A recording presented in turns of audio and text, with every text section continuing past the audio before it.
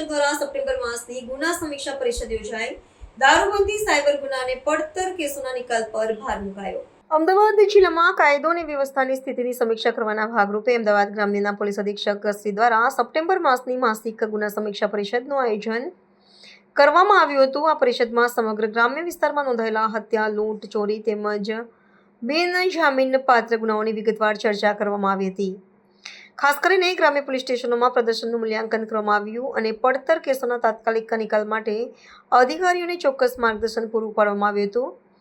આ પરિષદમાં ગ્રામ્ય વિસ્તારમાં દારૂબંધી અને જુગાર પ્રવૃત્તિઓ પર કડક નિયંત્રણ લાવવા પર વિશેષ ભાર મૂકવામાં આવ્યો હતો.